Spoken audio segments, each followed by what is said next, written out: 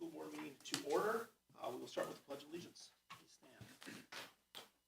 I pledge allegiance to the flag of the United States of America and to the republic for which it stands, one nation, under God, indivisible, with liberty and justice for all.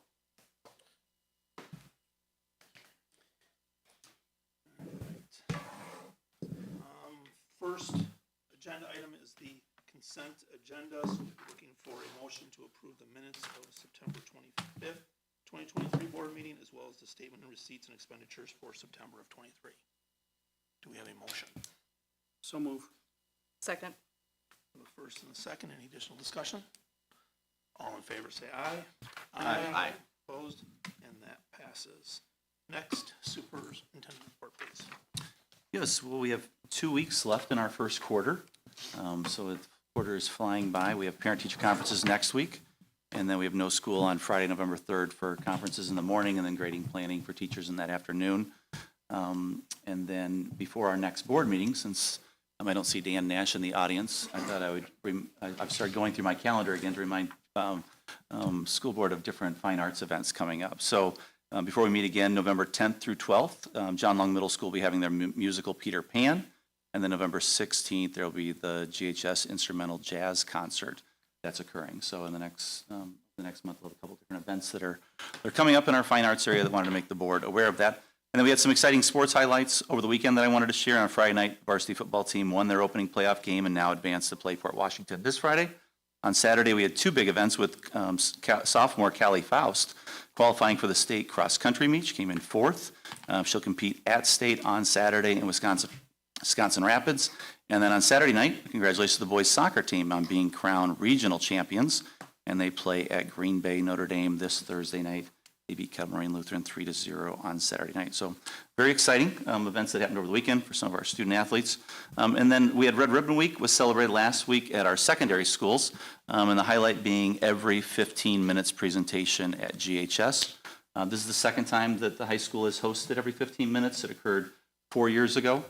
So in this year's current senior class was in 8th grade. They hosted the presentation. It's a nationwide program designed to instill in students the consequences of driving drunk or distracted through the creation of a video and mock accident demonstration.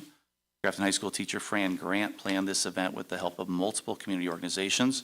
Last Thursday afternoon, there was a crash scene enactment out by the tennis courts that all high school students viewed with a crash scene. Flight for Life came, transported a student, so very impactful event that occurred then. And then Friday morning, there was an all-school assembly that had a video of the events that led up to the crash scene, as well as the crash scene itself for our students to see.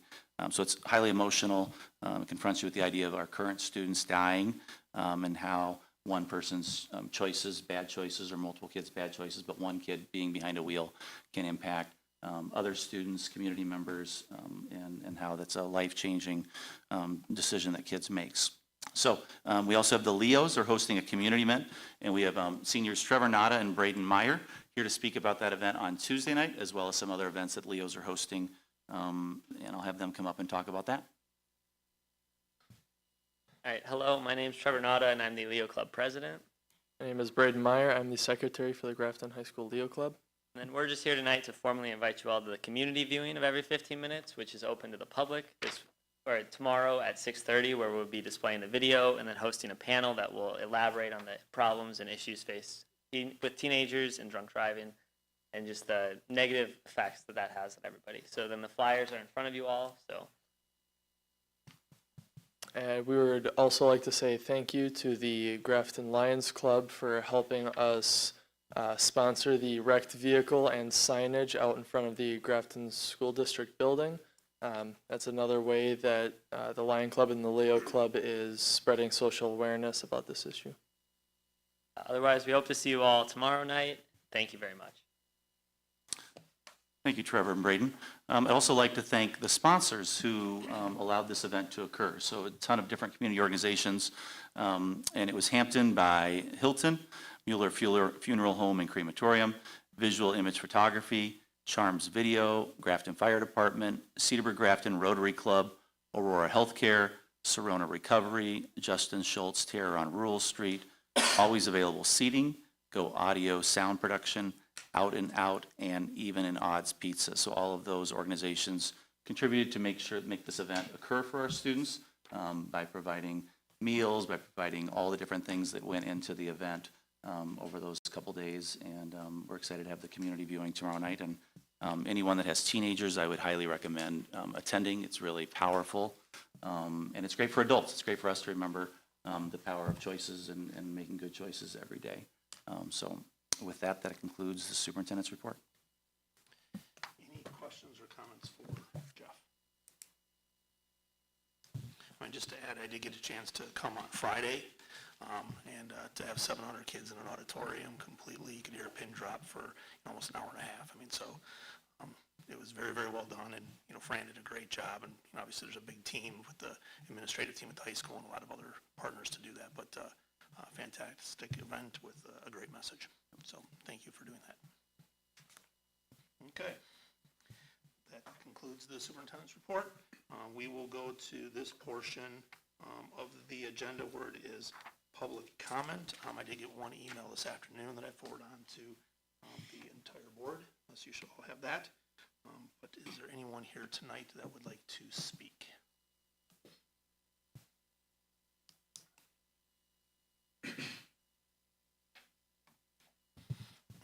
Hi, Sarah Cooper, 2140 Shoshone Street. I am coming here tonight to talk about disorderly conduct in our school, and it is your policy 5520, and how there has been a lot of actions happening very recently that I have heard secondhand, but there's also been some I've witnessed while in the school volunteering. I was there one afternoon in September, and I witnessed my son's classroom being evacuated because of unsafe choices. The only reason I know about this is I talked to him and said, "Why did you leave your class today? What was happening?" And that was all I ever heard about it. And I don't think that's okay. I should not be asking my 7-year-old, 8-year-old to tell me what's happening, especially when they're using the word evacuation. My daughter's classroom was evacuated 5 times last year, and I never heard about it once. And this was his second time this year being evacuated because of disorderly conduct in his class and her class. But there's no communication explaining why it's happening. Are they safe? Are they being safe? So I feel that someone needs to be telling me that my children are safe in their classrooms and you're taking them out to keep them safe, not just let them be the messengers for us. Furthermore, last week, I was just trying to make copies and I was informed not to go in the workroom because there was an incident. Again, it's disorderly conduct I've witnessed kids running in the hallways. They're causing teachers to chase after them, which means we're not educating our kids. So those children who are behaving are losing out because their teachers are chasing after students who, by your policy, are purposefully making bad decisions, and there needs to be consequences because my kids don't need to be evacuated.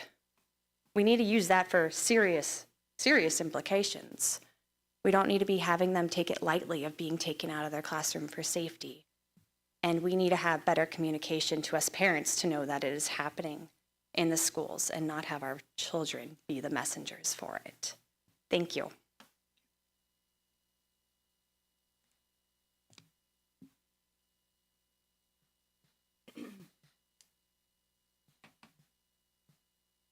Kevin Cooper, 2140 Shoshone Street. Obviously her husband. But first time up here talking. Came here today, just saw that on the agenda is discussion about the middle school expansion. So wanted to come learn more about that. This one is very important to me. Understand that the path forward that we're looking at is the expansion of the junior high to allow for the increased population of the elementary schools. So want to see the thought process that went into that. Kind of, I'm an engineer, so see the numbers that are behind it, what's driving that decision over another school. And then also for me, seeing how the numbers are expanding for not just the elementary schools with the focus on the middle school maybe taking that expansion, but also is the high school also being affected? And is it needing to look at expansion as well? And understanding that's a few years in the future. So is there anything in the short term that's being looked at possibly of handling with, I know growing up we had portables all the time with construction and the schools expanding. So temporary solutions with portables or anything like that. So yeah, that's it. Thank you very much. Thank you. Anyone else for public comment? Okay, seeing none, we will go to item C, gift reports. Yes, we have three dedicated restricted gifts that we would ask for board approval tonight. One from Joe Hamilton for a donation of $4,000. It was from the benefit to honor his son Nicholas Hamilton. It's a restricted gift for our special education department. And then we have Mika Lawrence, who for making a donation for GHS boys soccer for volunteer hours tracked by employer, and then giving back to GHS boys soccer in the amount of $1,568.75. And then Celia Shaughnessy and Jeremiah Willie making a donation for GHS cross country for cross country warm-up jackets in the amount of $300. So those three restricted gifts we would ask for board approval. Any questions? I will look for a motion to approve the gift reports. So moved. Second. Any discussion? All in favor say aye. Aye. Opposed? Passes. And we thank them for their donations to our district, and we will send a thank you letter on. We will. Yep, on behalf of the board, we'll send a letter. Great. Thank you. Item D, recommendations from the Finance Committee on October 16th. So Jerry, Tobin. Right, so we have a number of recommendations coming out of Finance Committee that are being presented here at the board tonight. So we'll go through those one at a time. First of all, the owner's rep services. This was a topic discussed both at the September and the October Finance Committee meeting. Just to refresh the topic of discussion, that owner's rep services back when we had the 2017 referendum was not something that was typically used by districts when they had a construction project to complete. That has since changed since then, and typically now you're seeing districts that need a construction project completed engage with owners reps to help manage that process. And so we met with a number of firms, 5 different firms that could provide those services. We received 4 proposals. Administration recommended going with Huffman Keel, and the Finance Committee has also recommended that to the full board for owner's rep services. They have worked with a number of our North Shore neighbors, one being Fox Point Bayside School District, which has engaged in the construction of an entirely new middle school building, 5-8 middle school building, and then also with Shorewood with a number of district-wide projects. And so we look to help them move up the lakeshore coastline up in our direction.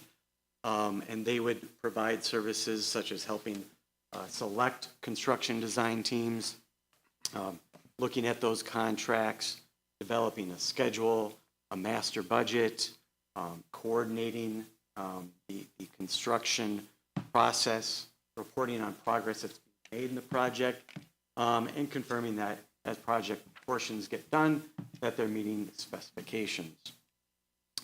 The cost over a 2-year period would be roughly $180,000 to provide this assistance. Again, this came from administration to the Finance Committee and has now been recommended to the full board.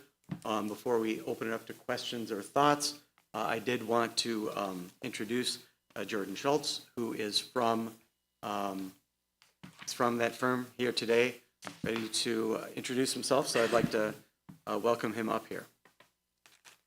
Nice to meet you all. I'm Jordan Schultz. My partner is Mike Huffman. Our team is 8 total. So we work on a variety of different types of projects, product types, ranging from private development to municipal to school districts. The vast majority of our work is school districts. Mike started the company in 2000, so 23 years ago, and we've done over 20 schools since then. And like Topher said, we're working with your neighbors at Fox Point Bayside, both on a brand new ground up middle school as well as a bunch of renovations in the existing elementary school.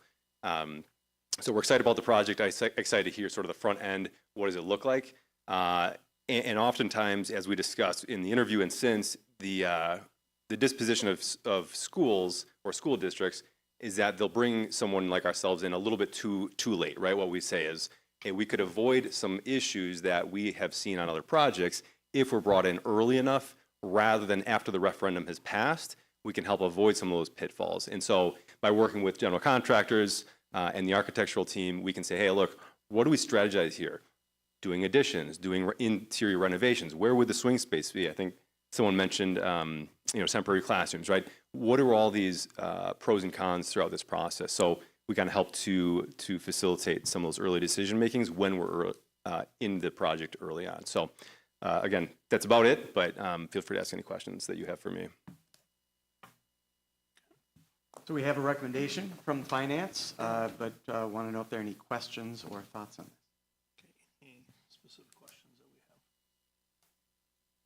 So I know that you spent time in reaching out to multiple ones, and the discussion was not always some feedback, and it was very responsive as far as what we received and follow up to get to this point, and then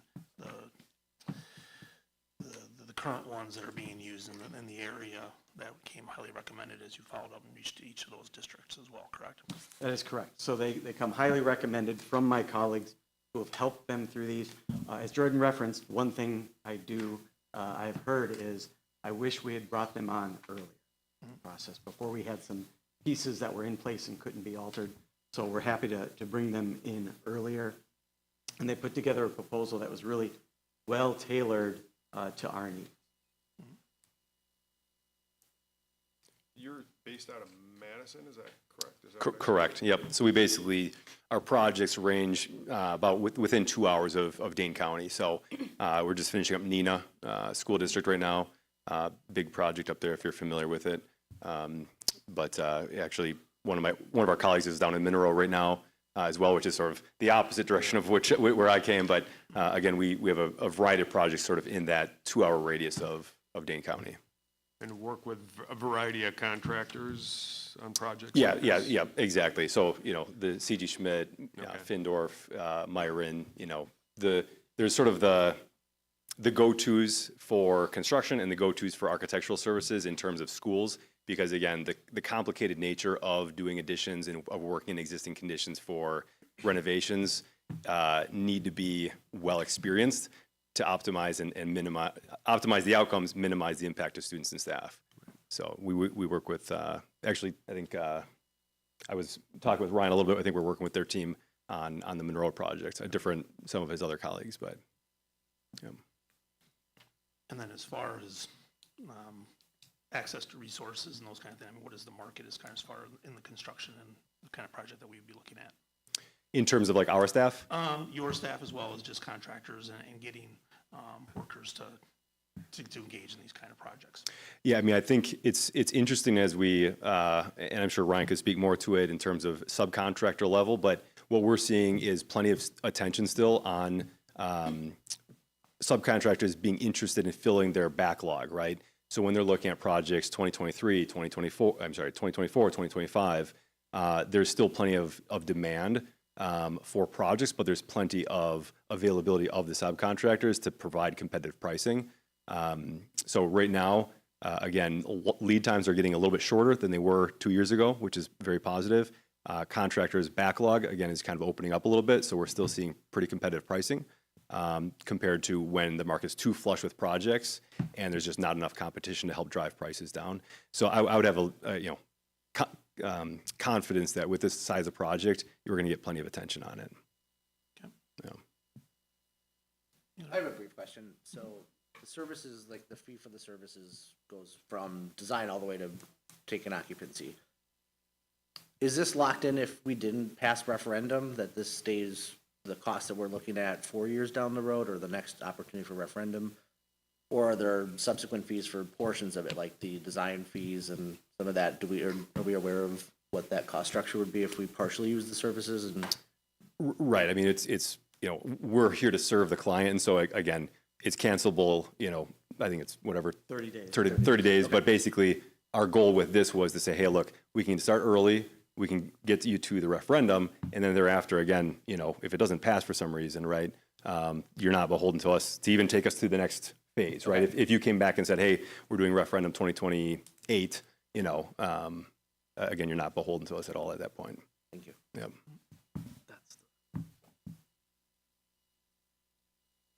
Okay, any other questions? Certainly, thank you for coming and introducing Absolutely. yourself. Absolutely. Thank you. Great. So then, you are looking for a motion to approve the agreement between the school district and Hoffman Keel Partners for the services that are indicated on screen. So moved. First, second, any additional discussion? I'll just add, per Bob's question in the slide that's up there, it's important to know, we talked about a lot of this in depth at the finance committee. Mhm. This stuff was covered and a lot of those same good questions were asked. Yep. And this is the recommendation that came out of the October 16th meeting, so. Okay, we have a first, we have a second. All right, all in favor say aye. Aye. Opposed? And it passes, and we look forward to working with you. Thank you. Thank you. All right, number 2, which would be the health insurance renewal. Yes, so little shift here from owner's rep services to health insurance. Again, we also discussed this topic at the September and at the October Finance Committee meeting in depth, very lengthy.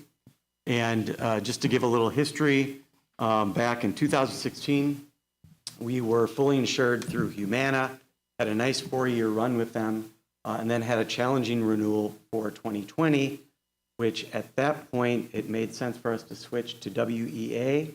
We were able to get essentially when we went out to bid, get a 13.5% renewal with them. We budget for a 10% increase, so we did have to make some design plan changes, some contribution changes to get that back down to a 10% increase. And we had a couple years where we continued with WEA before, or until I should say, they left the health insurance industry. And so we went out to bid. We were able to get a fairly favorable renewal with Humana. So we went back to Humana. And unfortunately now they are leaving the group employer-sponsored health insurance industry. So we're back out bidding again. And we came back with essentially the best bid was a 15% renewal, which then brought back, we put together the same process that we put together in 2020, put together a committee of employees, members of finance committee to look at options. And these are the options you see here that we discussed at that committee meeting to get the renewal back down on budget. So things from contribution changes to design plan changes, changes to the wellness benefits, to cash benefits. What eventually came out of discussion at HERC, then further discussion at finance, further work on Dan Mongroven, who is seated back there. All those pieces moving brought us this solution to get the health insurance renewal back on budget.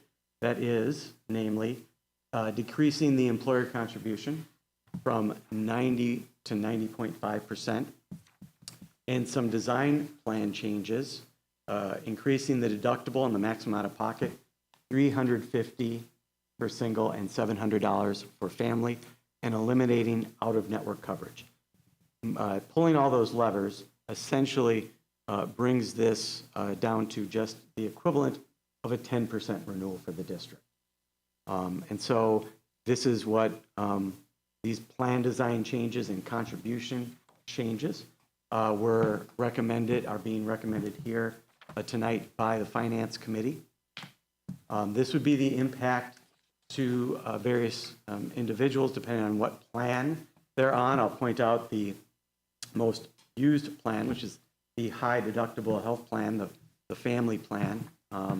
And over the course with these changes, this will cost in premium an additional $336 for that family on that plan, $28 a month, $14 per paycheck. Again, it will vary whether or not it costs them more in terms of the deductible or the maximum out of pocket, just depending on whether they do typically hit that, and even if they typically don't, one year they might. So that would be a varying piece as well. So we have that recommendation that came out of finance. We also had quite a bit of discussion, and we really have had this discussion on going self-insured for years now, but very heavy discussions, especially over the past couple of months in September and in October.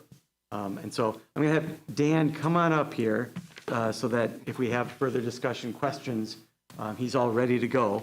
But I'll go over how the partially self-insured financing model would look. And we do have a recommendation that came out of finance to move in this direction, to use the partially self-funded financing model. Basically, instead of purchasing insurance, that would just basically be our cost. And essentially that would be the equivalent of what that employee contributions number is, that $3,551,000. If we were to purchase insurance, that's what it would cost the district, essentially. Now, what we would do in this case is we would set up the employer and employee contributions to come in at that same amount, set up the same way as if we were fully funded. And that's what would be used to pay for the cost of going self-funded or partially self-funded. So we would buy insurance. We would buy stop-loss insurance that would create a maximum that we would be responsible for of $80,000 per belly button. And then it would also cap our maximum loss for just total claims at that $2,973,000.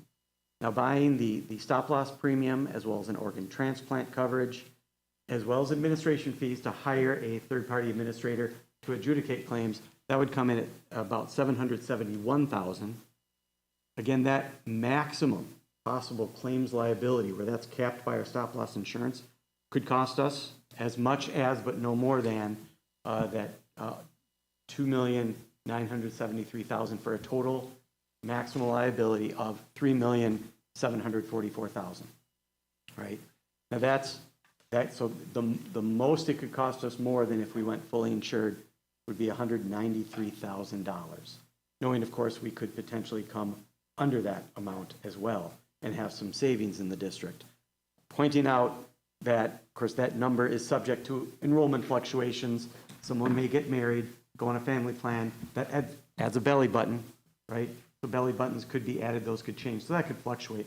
That wouldn't be a major change. I would also point out that if we did take the Finance Committee's recommendation of going self-funded, that we would bring the out-of-network coverage that was stripped out of the fully funded plan, we'd bring that back in and include out-of-network coverage, primarily because, as Dan explained multiple times at Finance Committee, he would not expect us to get a lot of savings in claim activity, but we were getting plenty of credit in terms of a reduction in premium on the fully insured market. So it wouldn't necessarily make sense to eliminate that if we're self-funded. We do come at a relatively advantageous time to switch to a self-funded model, being that we don't have any lasers or high-cost claimants that the stop-loss companies are looking to say, well, we're not going to cover that one above $80,000 because that's it's going to cost, we think it's going to cost you guys $500,000 or $1 million. A number of districts around us have moved to the self-funded model. And there's another one that would like to, but they have a particularly challenging laser that is making it very difficult for them to do that. This is a year where we can do it without having those lasers put into the plan that make it a bit more challenging to convert to this self-funding model. And so this is what we bring here tonight. The board has to be comfortable, right? The board has to be comfortable with the idea that we could end up spending an additional $193,000 out of fund balance if we go self-funded, knowing, of course, there's a possibility we could come under that $3.55 million. So with that, we do have a recommendation from finance to go this way. A couple of recommendations that come out of finance regarding health insurance, both the plan and contributions, plan design and contributions, as well as going self-funded.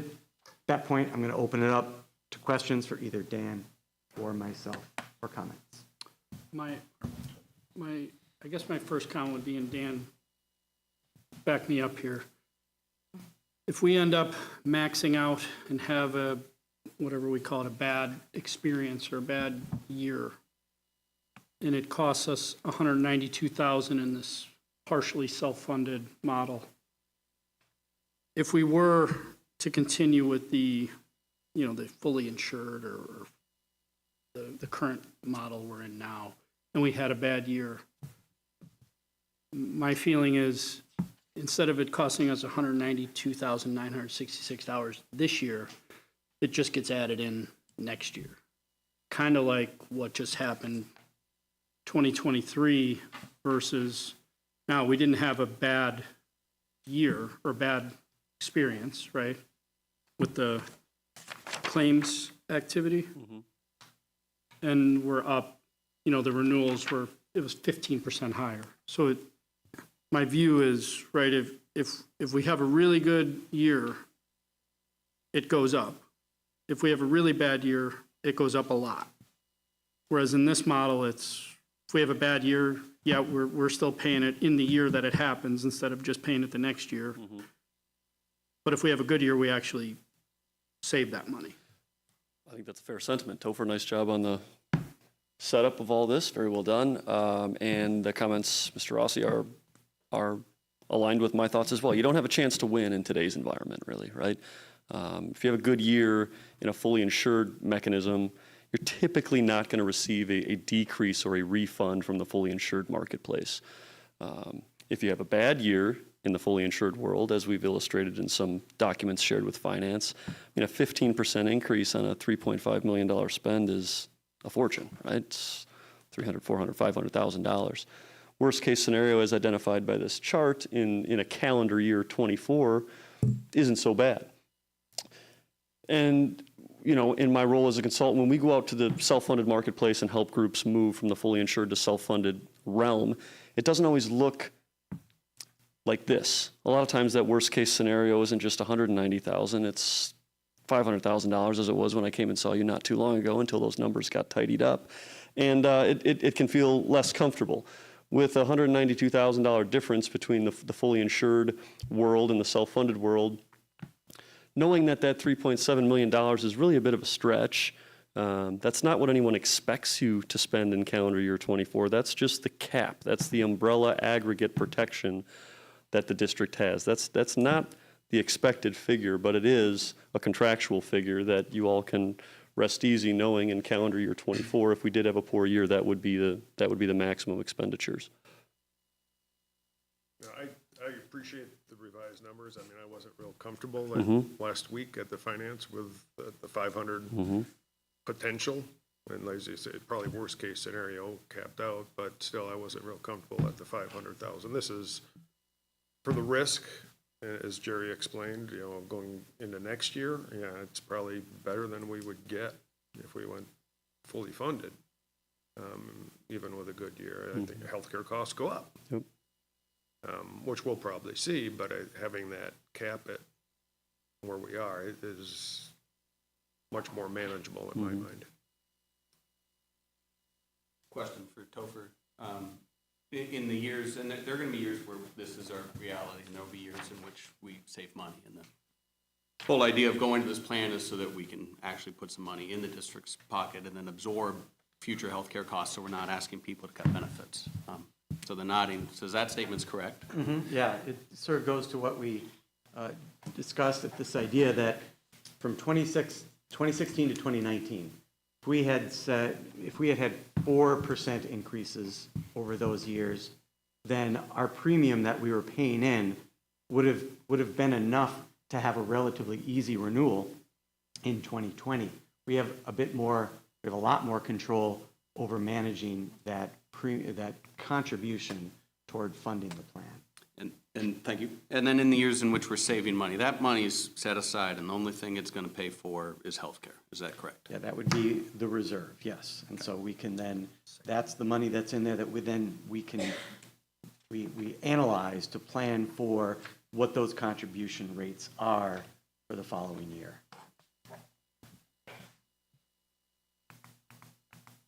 Other questions? So from Finance Committee meeting last Monday to tonight, one of the reasons why you were able to drop down the difference in what our total exposure is because in the stop loss market, a lot more competition than what we're seeing at the full coverage, correct? That's true. We had a couple of carriers interested in your business, and once coming out of that meeting, I understood the seriousness of the intent or desire to continue down this path, and communicating that out to the marketplace. Had a couple sharks in the water that were both interested in your business and able to kind of pit them against one another, ask them to tighten up some of these numbers to make it more palatable for this group and more competitive, and that's exactly what happened. I think you gave some, just a handful at the top, but in the stop, there's 20 to 30 in the stop loss, correct? So That's correct. just a comparison of Yep. what that market Yeah, we is. probably go to, on any given year, 15 to 20 reinsurers or stop-loss carriers, our synonymous term, on behalf of our customers for this exact reason. And then for the staff, no, they don't feel any of this. I mean, their coverage is the same, their process is going to be the same, so from them, really zero impact.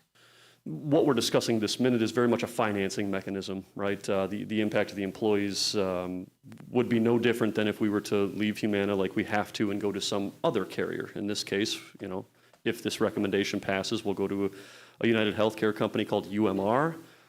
They happen to be who my employer uses and many employers around the country, quite frankly, not just Southeast Wisconsin. A very familiar TPA that doctors' offices are very familiar with, and many folks walk around with a UMR card in their pocket. So yes, no unfamiliarity or member noise expected any different than with any other transition, whether fully insured or self-funded. And then just last thing I have is just to note that the timing is important, as you referenced, that there are districts that want to do this but can't, and we are in a position that with the timing and what's in front of us, that it is a good time now, and if we wait, it may not be. That's correct. Dan, I seem to recall too, I mean, with the reinsurers, there are some ways to alter that agreement. You've got the 80,000 cap. I think we talked about $100,000 at one time too. So there are some variables when we go out to market there too, Absolutely. if we need to. Yes, there are.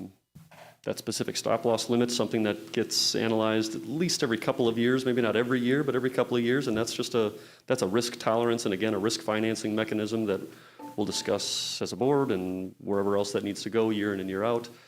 Pretty common to elevate that $80,000 every couple of years just to account for what the industry calls leveraged trend, or it's another word for, healthcare inflation, I suppose. But yes, another lever to be pulled each year to control our fixed costs, right?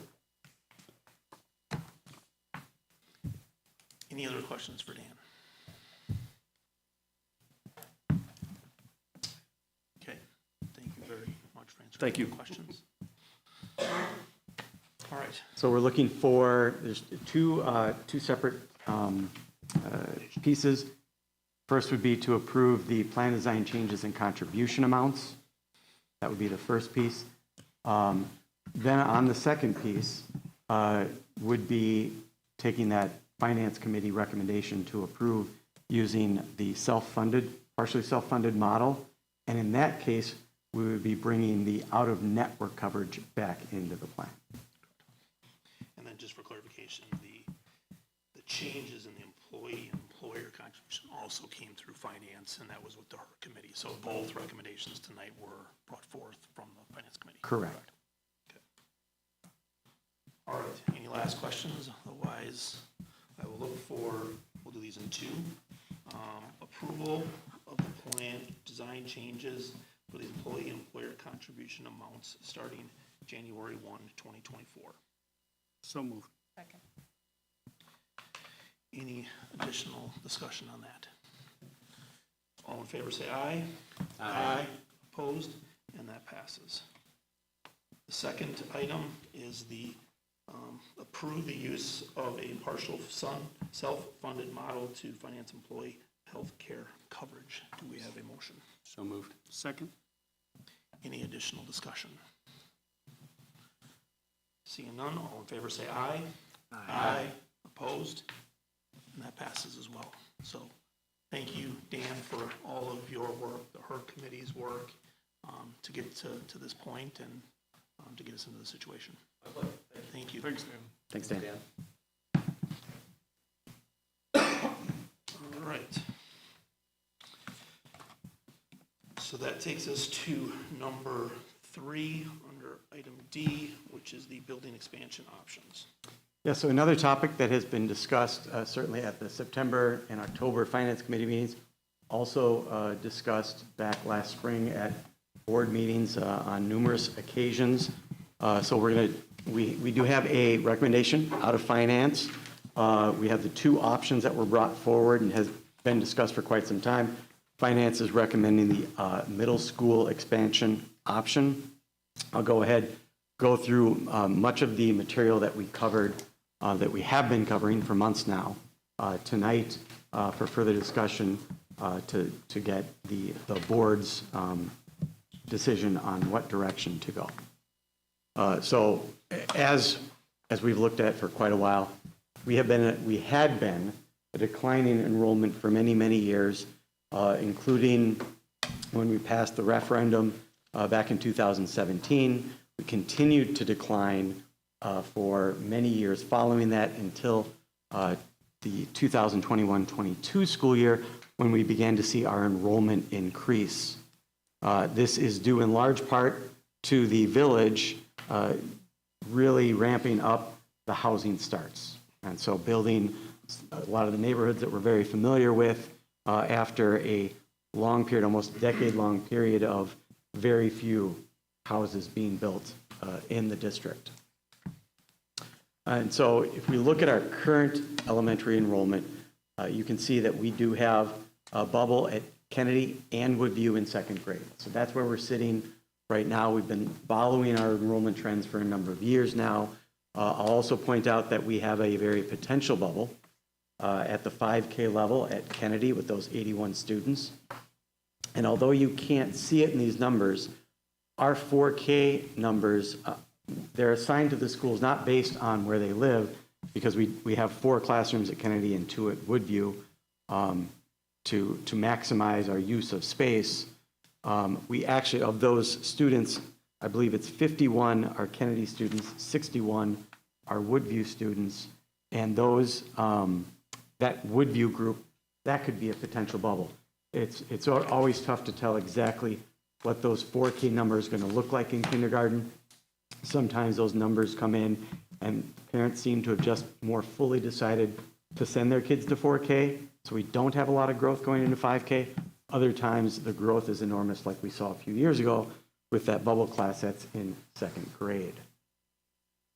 So just looking at elementary enrollment, over similar to how we were just looking at our district-wide enrollment, we've had relatively declining enrollment like we've seen across the district until just recently. Past few years now, we've seen significantly increased enrollment at the elementary level, and we're anticipating that we'll have over 1,000 students at the kindergarten level, due primarily to a relatively small 5th grade class that's graduating that should be more than replaced with new 4K and new 5K students. You'll also notice in orange what those enrollment numbers would have been the past couple of years, as well as anticipated for next year if we did not have 5th grade. So that would be just enrollment through 4th grade. You can see that in this instance, there is room for growth. Right now, we have the 971. So if we were sitting at 850, currently, we would have room to grow for the students. But also, when you consider if we didn't have 5th grade, that's 3 classrooms. That's 3 classrooms that would be made available. Right now, as I mentioned, we have at each school a bubble in 2nd grade. If we freed up 3 classrooms from what we have today, in essence, we could operate with 4 bubbles instead of just the 1. So it does create quite the ability to, if you didn't have 5th grade, it does open up space for growth in our elementary schools. Conversely, just taking a look at John Long Middle School, if you had 5th through 8th grade enrollment, that's the bars show what 5th through 8th grade enrollment would look like. We then do have the current 6th through 8th grade enrollment piece that runs through in orange. I'll point out that it's much easier to project out what that growth, what those numbers look like at the middle school, because we're projecting this using actual students. You'll see that increase of in the 6-8 portion for 27-28. That's because hitting 6th grade that year would be our bubble at 2nd grade. So we actually have numbers that we can project forward to see what that would look like. So in reality, what we would have, looking at what we have now, there would likely be need for a bubble with that current 2nd grade class when they get to the middle school. Otherwise, and I'll point out also, so that's 2 bubbles when they're separated to elementary schools. When they get to the middle school, it's really only 1 bubble. That can be 7 classes. It just doesn't work to go with 3.5 split between 2 schools. But otherwise, when we look at the numbers at other grades, there isn't necessarily the clear indicator of a bubble at all necessarily going into the middle school, but we would plan on the potential for bubbles moving forward. Again, pointing out that we can plan for that moving forward, that we have flexibility at that middle school level, because you can use classrooms at the high school, at the middle school differently when they're empty during the day versus what you can use an elementary classroom for. So again, the 2 options that we've been looking at for quite some time, one would be to add 4 classrooms at each elementary or 8 classrooms at John Long Middle School. With the elementary expansion, we'd add 4 classrooms. We've worked with growth on the design portion of this, and the best location for an expansion would be on the northeastern portion of the building. Adding those 4 classrooms, they would impact the playground and the service drive that's going around the building. At Kennedy, the most ideal place, I wouldn't call it ideal, but the least worst option at Kennedy would be to expand into the playground area, the hardtop playground area that's used for recess. So again, adding those 4 classrooms, essentially 3 for a 3-section grade, plus that does create room for a special ed space as well. And that's the same for both elementaries.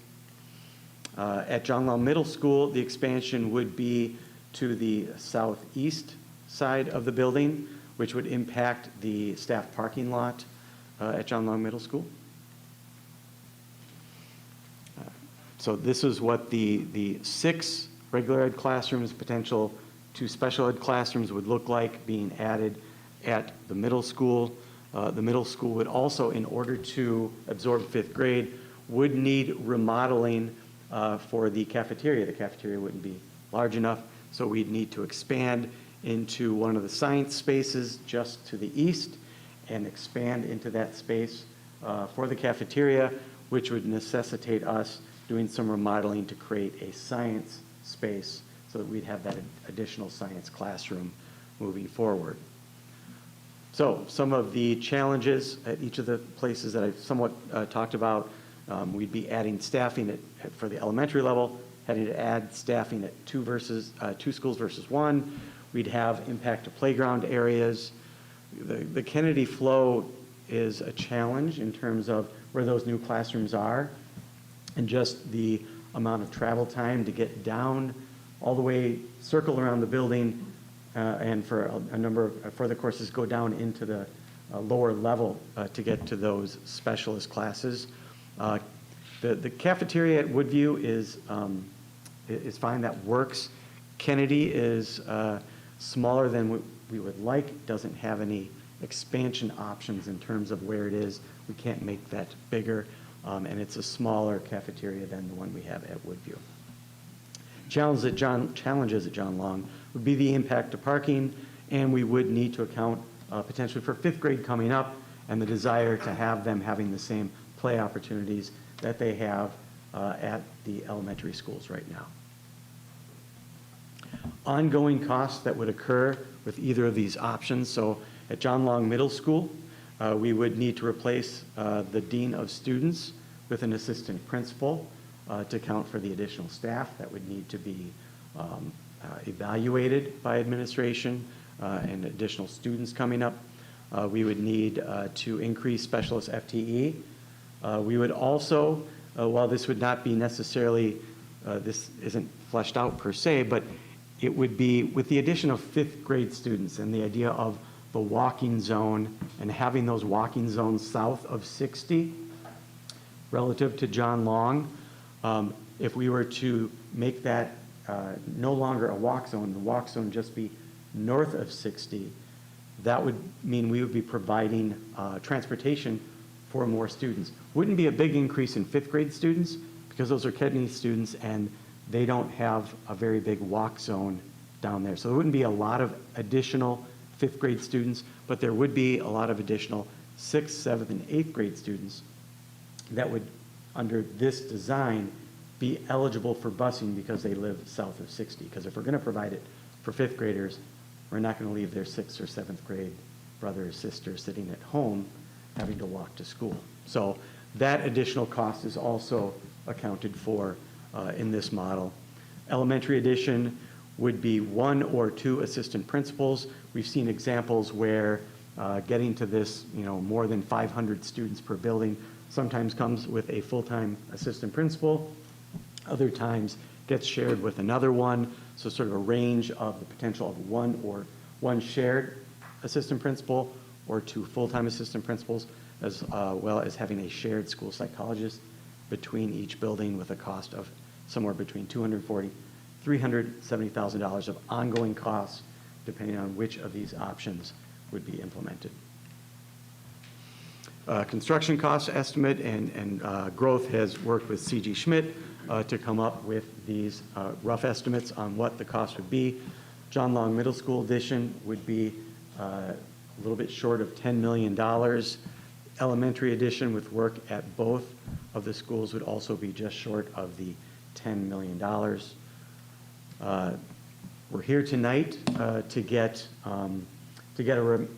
direction from the board so that we can move forward with further developing the conceptual design and cost estimate that could be brought back to the November board meeting so that we can get feedback, the board can provide feedback on those solutions, on that design, what the cost might mean, and then take that feedback to further develop the design, the construction estimates, so that those could be used for a referendum question that could be brought to the board at the December board meeting.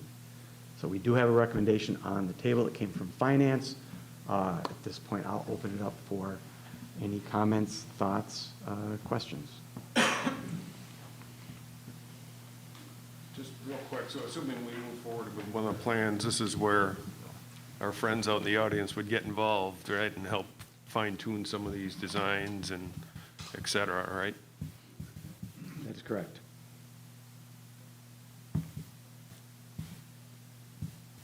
process of, with the recommendation of being from finance to go with option number, it's one, right, the expansion of John Long.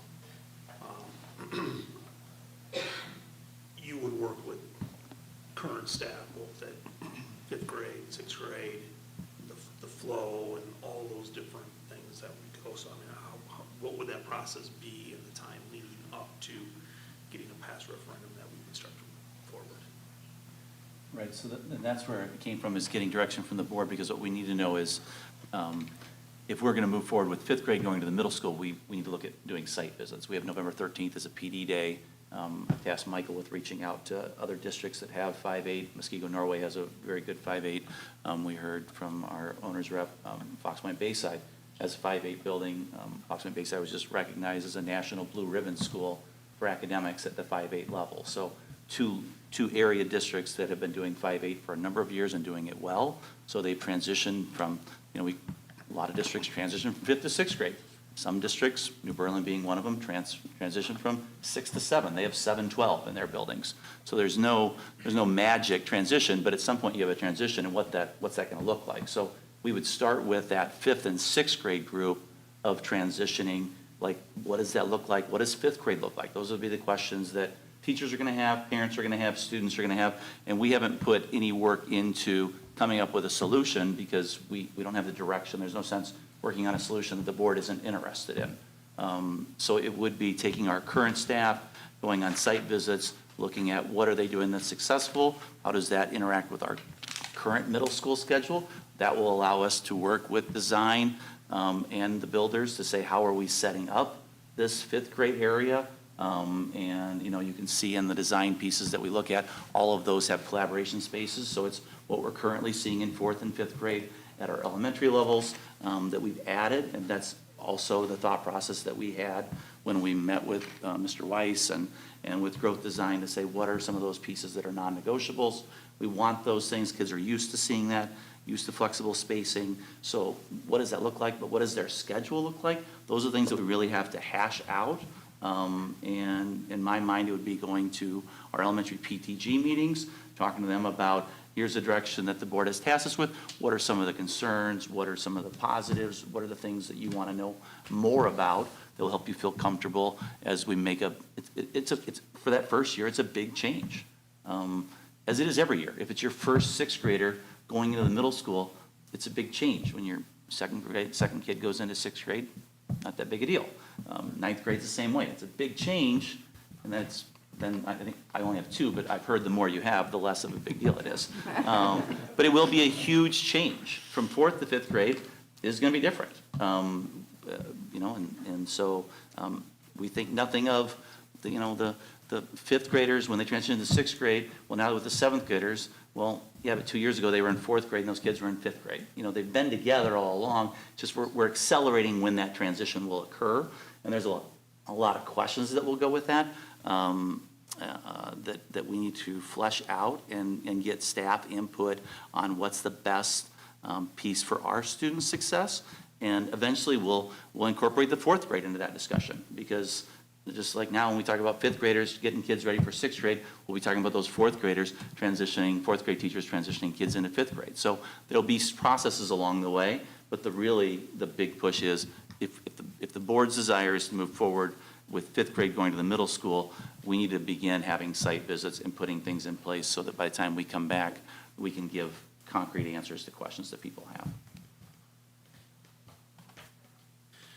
Okay, thank you for that. Any other questions for Jeff or administration? So next month when you would come back, we're just giving you direction, and next month when you come back, you would have the flesh out about curriculum, because I have a lot of questions about, if 5th grade moves up, curriculum, how that works with their scheduling and like English language arts and a lot of other things.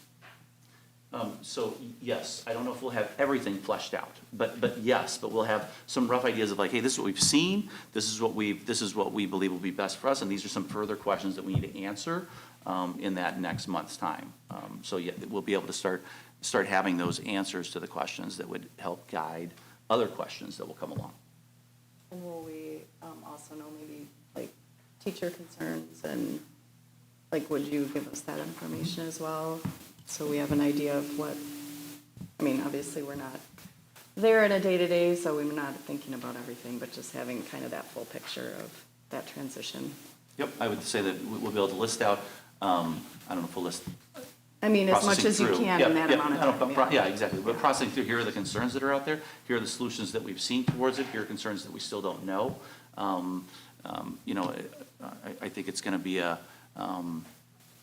we're gonna have to have those rough sketches in place pretty quickly, but then be fine tuning that along the way, and with future site visits and future work with staff that goes with that. So there'll be plenty of opportunities for PD to set us up for success, and have that, you know, this is a transition that, even if approved, wouldn't occur until the 25-26 school year. So there's a lot of lead time that goes with getting ready for that, but we're not gonna get into a spot where we're like, you know, trust us, we'll figure it out later. There will be some level of needing trust because we won't have all the answers, but to be able to immediately engage staff, I think will be critical to get feedback and look at models that are working really well. Yeah, I mean, I think there's a lot of positives with that structure, as long as there's a lot of, you know, thought put into all those pieces before and not, you know, after. But also, like, I'm sorry, I lost my train of thought. Yeah, there's a lot, there's gonna be there's Yeah. transitions that we work on now that we wanna work better, we're gonna have to do better in 5th grade, like, that's Yeah. the pieces that go with it. Oh, I and- know what I was gonna say with, you know, I mean, in some, I guess, perspectives, you could say it would be better to add at the elementary schools, but just with what we're seeing, Kennedy especially, it really doesn't even seem, I mean, I know you have a rendering, but it doesn't really seem like it's a viable option. You know, because there's not a way to connect those four at Kennedy. Is that the gym that Yeah. would be right there? Yeah. Well, you're connected to the kindergarten, the 4K kindergarten wing, and then you have to go all the way around, and so like, No, that's what I'm saying, there's Yeah. not a way to connect it all the way through. No, there's not. Yeah, yeah. so, And that's where Topher is correct, you know, when we worked with and there's growth not a way to design, go up. Kennedy's Yeah. a tougher spot, you can do it, but then you're even talking about like, well, okay, if it is a bubble, is that a grade level right there? So what grade level does Right. that become then as a brand-new class? And if it's, let's say it's 5th grade, so then 5th grade walks all the way through the whole school to get to any other specials. But if it's a bubble, then are you having Where- a 3rd how do grade you- class and a yeah. 2nd grade class and a 1st grade class in that area, and then they're separate from their other classmates? Right now, it's, Yeah. when we have these bubbles, we're able to have them still be pretty close in proximity to the grades. And that space is used quite often on a daily basis, especially, and then again for special events that the PTG hosts. That space is super valuable, so it's just not an ideal location. And even when you do that, it doesn't necessarily solve all the bubble problems either. It would solve the bubble problems, but it wouldn't solve the proximity of them to other grade levels. It would Oh, provide I more see. classroom Yeah. spaces, but it just Okay. doesn't provide, in a certain grade level, what does that look like? What is it, yeah. You have a bubble in 5th grade, are you moving a 4th grade class from upstairs Yeah, at one's Kennedy like over separate. there? Like, what does that look like? Woodenview's a little easier, because of where it's located, but Kennedy's is more difficult. And the cafeteria, as we've added more elementary students, the cafeteria is becoming more crowded, with bigger kids. Bigger kids take Right, up a little bit more right. space, and there is no option there. Yeah, no option, for sure at Kennedy. We asked Growth to look into that, and they looked at it all different ways they can, and there's a way, it's not a cost-effective way. The amount of money that would cost to do that would be cost prohibitive to do that. And just because I feel like this will come up, or there's a chance it'll come up, we are in a completely different situation when we passed the last referendum in the district. Declining enrollment, and we had the number, I think we have the numbers coming up. Because I could see that coming up. You should have thought of this when, you know, we were going the complete opposite direction of enrollment. So now that enrollment is going up significantly, that's why we're back having this discussion.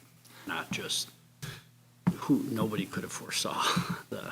Right, and this was, and in the community, I mean, that was my first year here, and I recall it distinctly, people saying, there better not be an empty class that's just sitting there waiting for more kids that aren't going to come.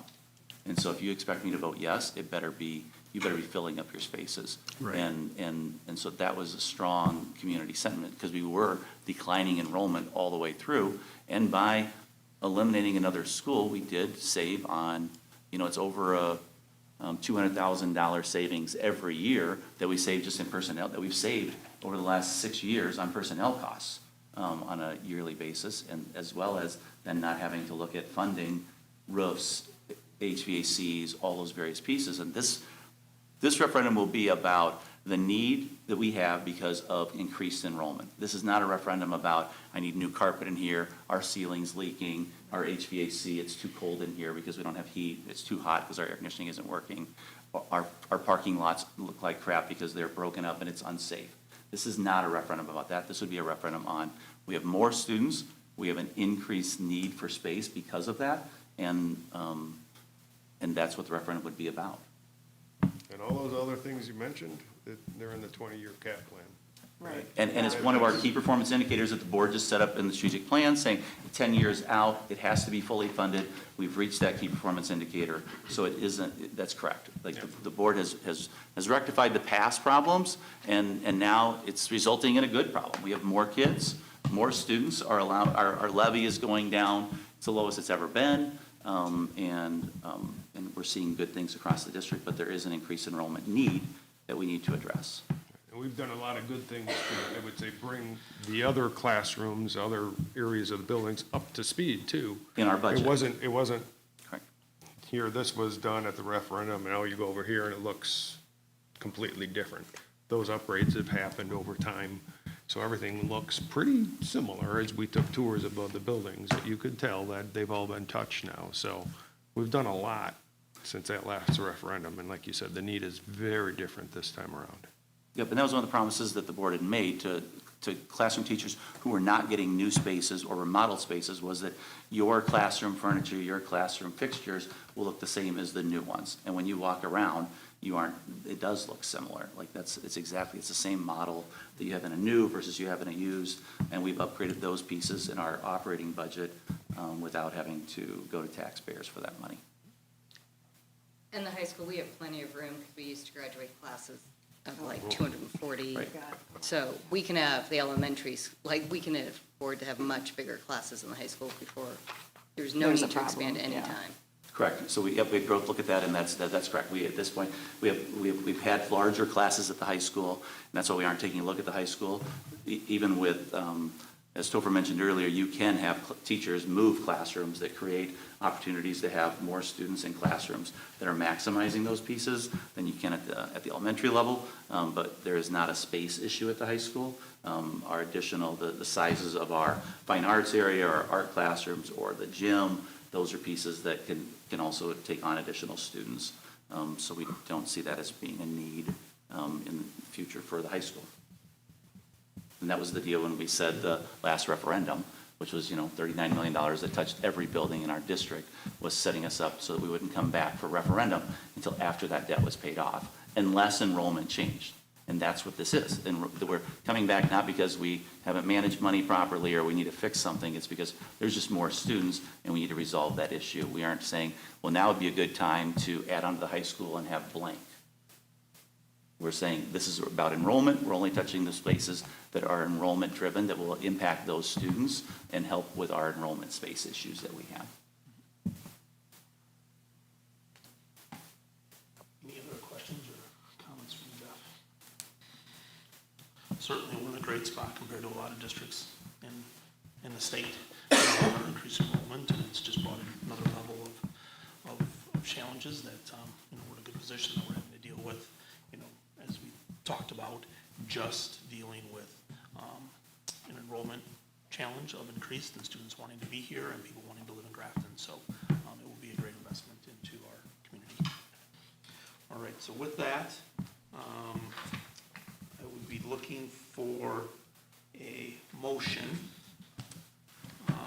to approve further development of design and cost estimates for expanding John Long Middle School to accommodate fifth grade, to be reviewed at the November board meeting and used for development of a referendum question to be considered at the December board meeting. Do we have a motion? So moved. Second. Any additional discussion? favor say aye. Aye. Opposed? And that passes. So we look forward to the follow-up that we'll get in November. All right, the last one under D then, Topher, is 2023-24 final budget and levy certification. Right, yes, I have other things to talk about from outside of finance, but this is the last one from finance, the final budget and tax levy. Again, a process that started back in February, developing our budget for this school year, and now finally coming to conclusion tonight. So final budget numbers have come in, and our revenues are up 6.3% from last year, up $1.58 million. The primary area that revenues have gone up in are within that revenue limit. And that's why you see equalization aid. That's one of those pieces of the revenue limit, right? That has increased enough to absorb enough of that increase in the revenue limit to limit that increase in that property taxes line that you see here. We have increases in per pupil aid because, of course, enrollment is growing. We get a certain amount per student. And then slight decrease in our open enrollment coming in, primarily because of students that had signed up originally to be open enrolled and actually moved in before the count count and became part of our membership. So good situations there. Looking at our expenditures, however, because of inflation, because of increased FTE, are growing faster than our revenues. 7.3% increase in our expenditures, $1.8 million. Salaries going up because we have increased FTE, right? We have budgeted increases to salaries. Benefits are increasing. As salaries go up, you have more payroll benefits to cover, as well as we just talked earlier tonight, about our health insurance costs, budgeting that 10% increase for health insurance. Purchase services, big piece of that going up is related to, and we'll talk about this a fairly decent amount later, is the private school choice exemption. So the private school choice program, the dollar amount per student participating, that cost has gone up significantly, right around 18%, or maybe it was 18 to 20% at the elementary level, and upwards around 36%, a 36% increase to what we add to the tax levy to pay for the private school choice program. The cost of that is recorded in purchase services, and that's one reason that you see that increase there. Transfers out, we are transferring more, budgeting transfer more into Fund 46 to cover the cost of taking care of our buildings, as we referenced earlier, fully funded for 10 years. We're handling the inflationary pressures that we've seen on facilities, so that transfer to Fund 46 is increased, as is the transfer to Fund 27. Again, most of those costs are personnel related, so increased FTE, salary increases, benefit cost increases. So overall, $1.8 million increase in expenditures compared to last year. What this means for our ending fund balance, right now we're budgeting for a decrease in our fund balance of $422,000. That would roughly bring our revenue stabilization fund down from 1.8 million down to 1.4 million, leaving our unassigned fund balance at $4.7 million. That would mean that our fund balance ratio is above the 15% that is mandated by board policy. So that's our budget. Then we are going to take a look at the levy and the mill rate. We have to approve the budget tonight. So that recommendation came from finance. We also have the recommendation to certify the tax levy. So we'll go through these particular pieces to determine the levy and calculate the mill rate. So we start with the revenue limit, which is going to control what we can raise through the combination of equalization aid and property taxes. Revenue limit is calculated simply by taking the maximum revenue per member amount that we are allowed to raise and multiply that by our 3-year membership average. That maximum amount in the last biennial budget was increased by $325. We also have in our particular calculation an additional $60 in 23-24 that is being folded into that per member amount. It was part of our revenue limit last year as a transfer of service.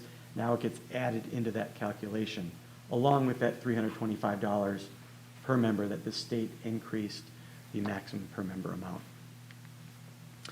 And then there's our membership. Our membership is increasing significantly as we've been talking about the enrollment. These are residents that live in Grafton and send their kids here, or if they open enroll out. So that significant increase from last year to 2,023 members, that's replacing the 1,908 members from last year. So that's an increase of 39 in our membership average from last year.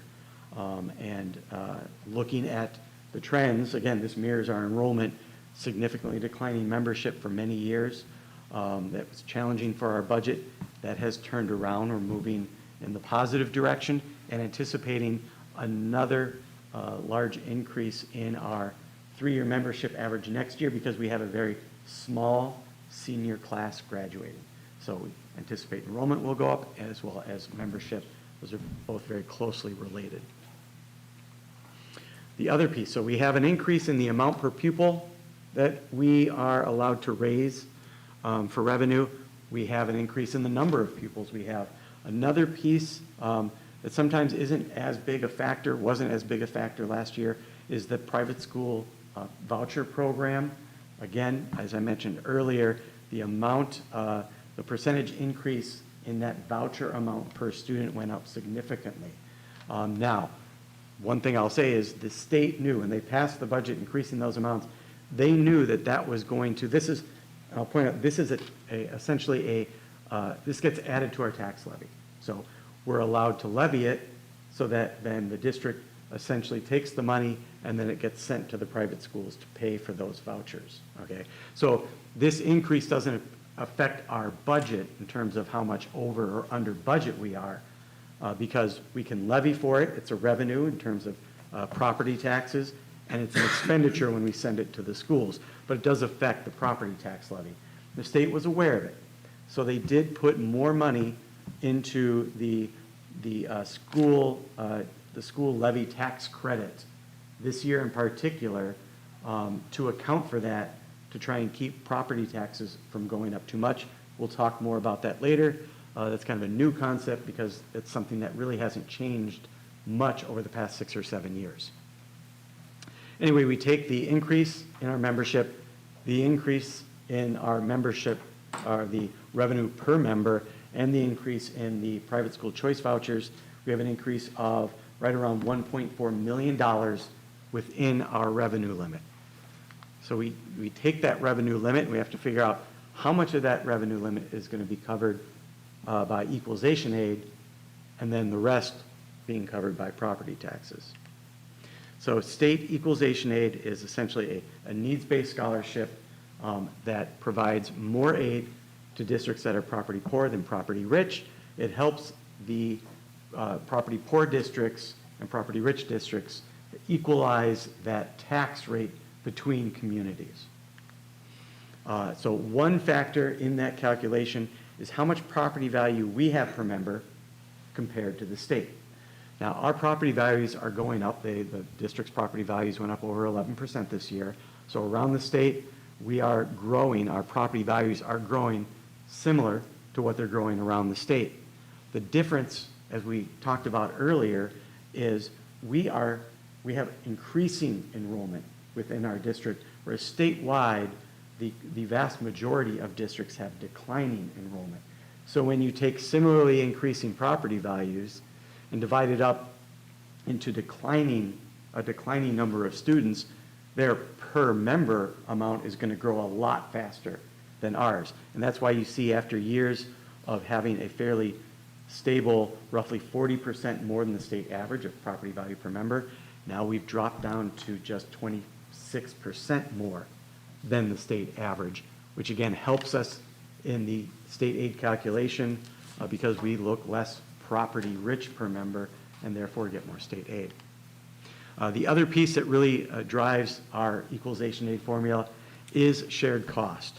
The secondary cost ceiling, which is 90% of the state average, is an amount that we are aided up to. As we spend up to that amount, we're aided positively in that spending by the state, sharing in that cost, right? We are negatively aided when we go above the secondary cost ceiling, right? And so a couple of years ago, we lost 40% of whatever we spent above that secondary cost ceiling. Now we're down to just 26%. However, that really doesn't matter in our calculation this year because we managed to keep our shared cost below or right around that secondary cost ceiling. So as you can see in 21-22, that increase in membership drove down our shared cost. Again, this is on a per member amount, and drove it down significantly below where it had been historically, $1,600 to $1,900 above the secondary cost ceiling. Dropped it down to about $640 above that secondary cost ceiling. This year, we knew that we would need to take action to try and get close to that secondary cost ceiling. Not having any Fund 39 debt payments, which is a shared cost, was significantly decreasing our shared costs. So we took action in July to transfer $1.75 million into Fund 46 from Fund 10. That booked an expense that was going to cover costs that we need to cover in 46, okay? And what that also did is that increased our state aid by $805,000. Increasing that aid by $805,000 reduced the portion of the revenue limit coming from property taxes by $805,000. So having the flexibility to be able to do that was fantastic.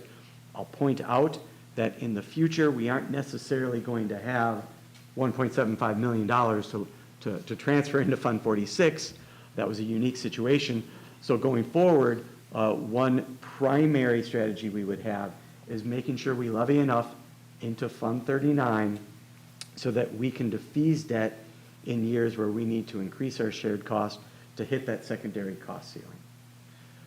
And then moving forward, when we do have our Fund 39 debt payments, our state aid is protected by the hold harmless provision that keeps, restricts the decline or the decrease in our state aid to only 15%. That's the maximum it can decrease.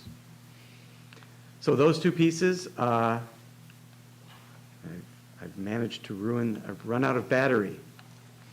Apparently, did anyone bring a battery? Yes, advance, please. Thank you. Para will serve as our battery. So those two pieces in the. Oh yes! All right. You did say you were an engineer, right? That is fantastic. Wow, that's fantastic. Were you like an Eagle Scout? Be prepared. Be prepared.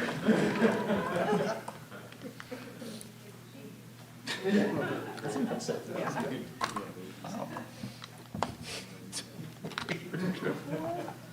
All right.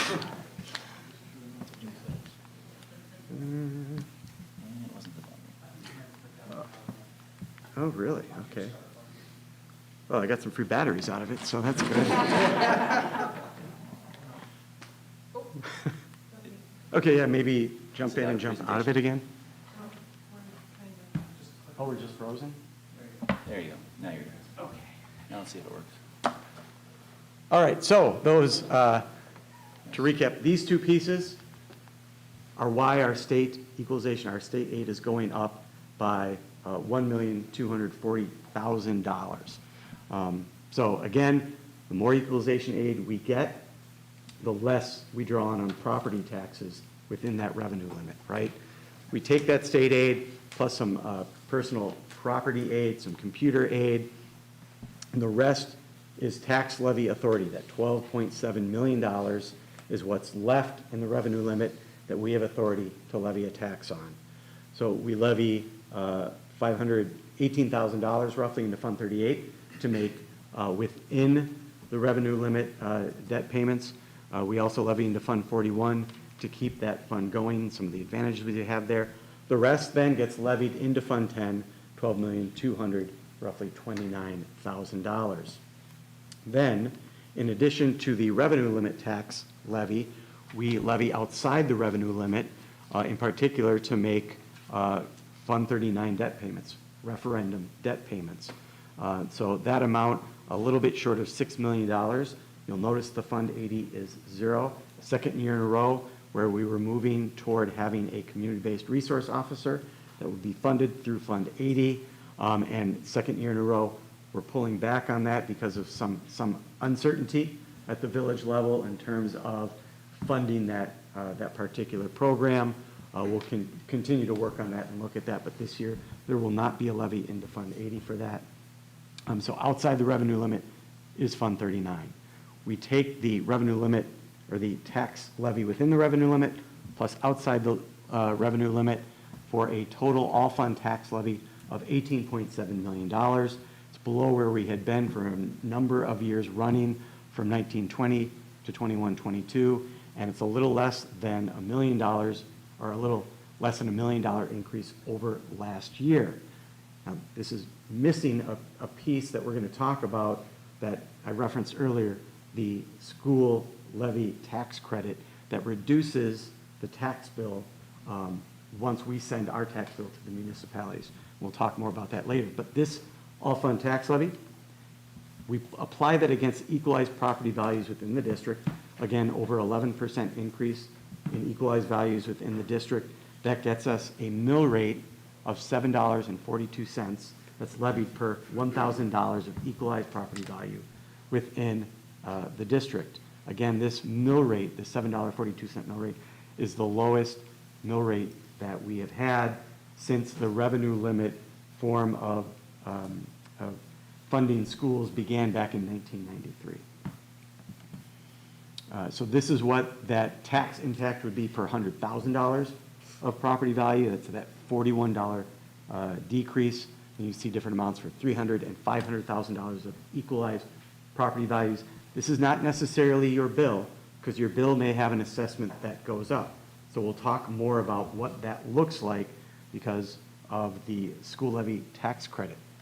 So this is a tax bill, and we haven't talked about the school levy tax credit in my time being here, and it doesn't get talked about at school district levels typically, because it doesn't really change much from year to year. You can see it changed a little bit from that 2021 portion from this bill, moving into the 2022 tax bill. Doesn't change very much. What the school tax levy credit is, it's like equalization aid. It provides property tax relief. Equalization aid works differently than school levy tax credits. As I mentioned before, equalization aid is directed more heavily towards property poor districts.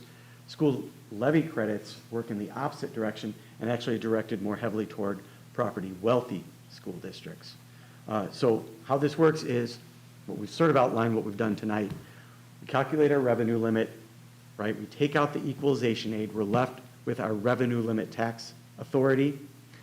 Then we add in the outside the revenue limit tax authority, that Fund 39 levy, to get our all-fund tax levy. Then we send that to the municipality, right? We certify that tonight. We send it to the municipality. They take those school levy tax credits that they get from the state, and they reduce the levy to come up with the net school property taxes. Now, the big difference this year, and why we're talking about it, is because after years of having no new money appropriated toward the school levy tax credit, there was a significant increase this year and in the biennial budget, as a recognition that the increase to school voucher dollar amounts would put upward pressure on property taxes.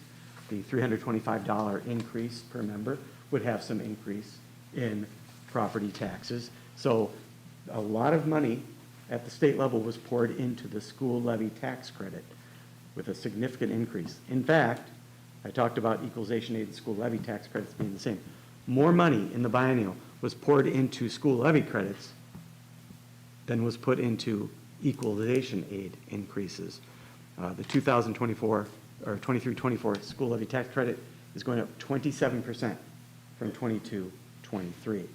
So how does that work in terms of calculating it? I haven't really looked at this before. A number of organizations around the state independently estimated every district's school levy tax credit increase. Using a conservative estimate for ours, we can take a look at last year's all-fund tax levy of $17.75 million, with the school levy tax credit deducted for a total school taxes levied of $14,440,000.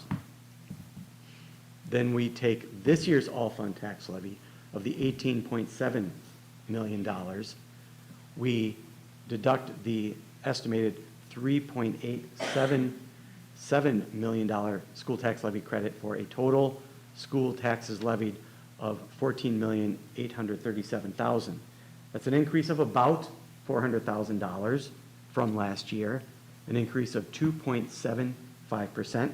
That is the value of new net construction. So the increase in the school taxes levied would be absorbed by new construction, ultimately meaning the school portion of the tax bill would remain fairly unchanged from last year.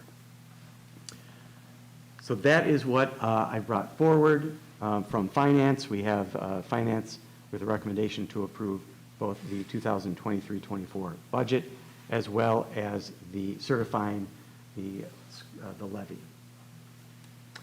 Open it up to questions, comments. Yes. Anything for Topher? Okay. I think this was the discussion we had last Monday, and having a chance to see this presentation at that same time. So I think we were able to ask him most of our questions at that time. All right, seeing that we have none, we'll do this in two then. Okay, so the first one would be to approve the final 2023-24 budget. Is there a motion to approve that? So moved. First. Second. Okay, any additional discussion? All in favor of approving the final 23-24 budget, say aye. Aye. Opposed, and that passes. Second, look for a motion to certify the 23-24 levy. So moved. Second. Any discussion? All in favor, say aye. Aye. Opposed, and that passes as well. So, Topher, thank you for all the work on that. All right, you can take a break now. E, we'll go to the personnel report. Not for long. This is informational. Don't go anywhere. This is informational only for the board. Amy Janata, special education aide at Kennedy Elementary School, resigned. So that's informational for the board, but we have no teacher resignations or hires. Any questions for Jeff? Where are we then? It's been Any posted. Any Yep. other openings that we have other than this No, resignation? that's all that we have with that resignation. Okay. Next, Topher. All right. All right, so bringing forward the first quarter budget report. And so it's where we analyze our activity from this year compared to the activity from last year. So just pointing out a few interesting points.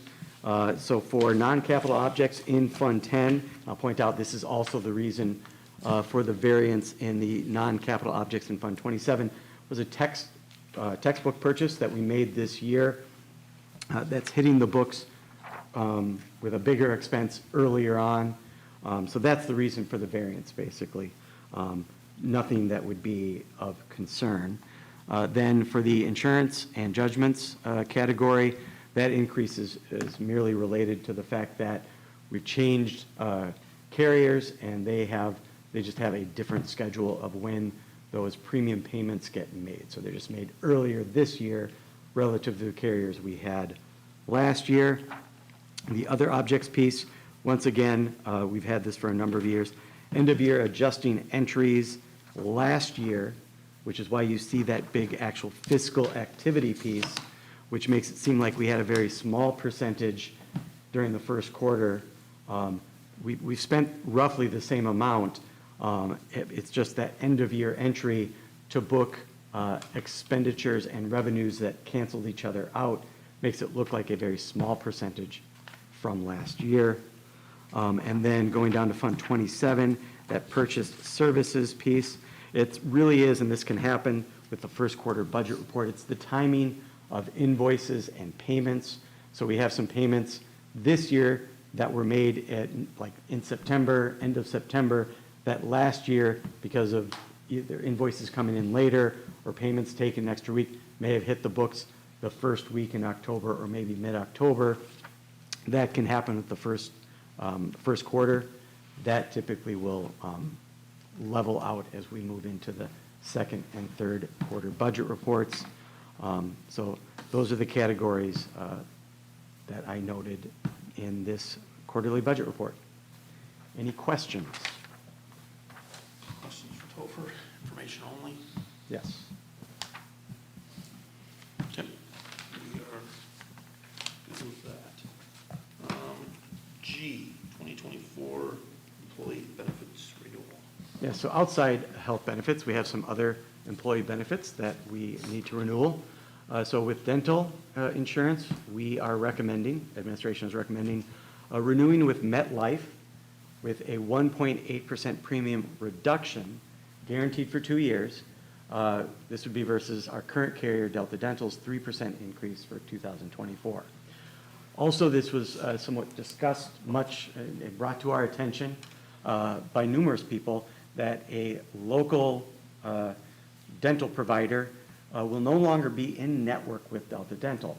Now, they're not going to be in anyone's network necessarily, but this was going to change the amount that our employees would be paying for services. The advantage of moving to MetLife is that their out-of-network reimbursement rates are much better than they are with Delta Dental. So this is going to, this will be advantageous for a large portion of our members who are using this insurance. So it's going to help our employees. It's going to reduce the premium reduction that's not going to be a giant number for the district. It's good, it's welcome, we'll take it. I'm sure employees will appreciate a slightly lower dental insurance premium, but the key is really minimizing that impact of increased costs and services by Delta Dental being out of network and going with a carrier that has a really good reimbursement rate for out-of-network coverage. Moving on to vision insurance. This is voluntary, so this does not impact the district budget at all, but employees can sign up for this benefit. So administration is recommending to renew this benefit with MetLife at a 10% premium reduction for a guaranteed 5 years. This would be versus Humana's flat renewal for 2024. There is a deductible increase of, I believe, $10 on the equipment or supplies piece, but the premium reduction more than makes up for that, and that's an annual savings to the employee versus the frequency of when you might actually purchase new glasses. And then through national insurance, we have life insurance, we have long-term disability and short-term disability. Life and long-term disability are provided by the district at no cost to employees. The rates would be flat for a guaranteed 2 years. Short-term disability is a voluntary benefit like vision insurance that employees may purchase. These rates would also be guaranteed to be flat for 2 years, so we would recommend renewing these lines of coverage with National Insurance Services. So now I'd open up to any questions before looking for approval from the board. Any questions for Topher? Comments? Okay, certainly some good news. So with that, I'd look for a motion to approve the 2024 Dental Vision Life LTD and STD insurance renewals as presented. So move. Second. Any additional discussion? Seeing none, all in favor say aye. Aye. Opposed, and that passes as well. So thank you, Topher, and I think you get to go again. Yes. Last one. short-term borrowing. So every year in October, we come to get approval for the authority to borrow funds against our tax revenue, a TRAN. This year, like last year, we would have a $5 million limit. The interest rate would be 6%. I'll point out that we did not access this source of short-term borrowing last year, and we do not anticipate that we will need to access these funds this year as well, thus meaning we would not have any short-term borrowing costs like we did not have them last year. So we would be looking for approval of the TRAN for short-term borrowing. Again, this is an exercise it's important to continue doing each year, as we may get to a point where, like historically, we've needed to access this. We keep our relationship with the bank and them moving forward with this process. Administration continues to have this in the wheelhouse and a routine that we do each year. Questions for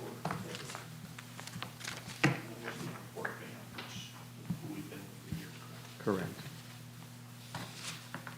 All right, so we're looking for a recommendation to approve the resolution for school district tax and revenue anticipation notes not to exceed $5 million for the funding of operations of the district during the term of the loan. Do I have a motion? So moved. Second. Any additional discussion? Seeing none, all in favor say aye. Aye. Opposed? And that passes as well. I think you're done. So enrollment update. Amanda.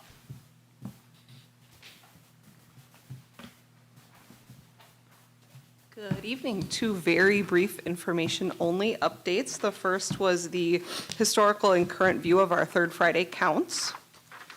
And this jives with the information we've heard this evening. And the second being our open enrollment update. One thing to note, our number of seats made available to our open enrollment students have decreased over the last couple of years as our resident population has increased. And you can see the breakdown over the years by school district as far as number of new students open enrolling out and in, as well as our current totals.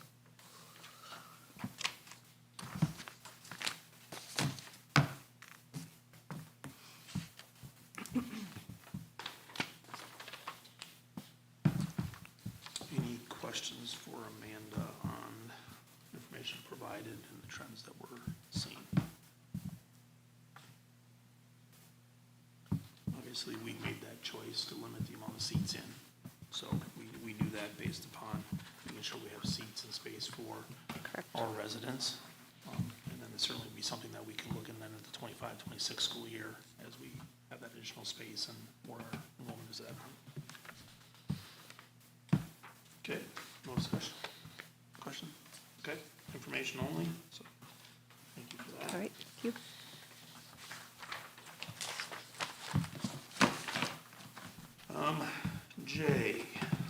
Jeff, I think you have the Neola updates.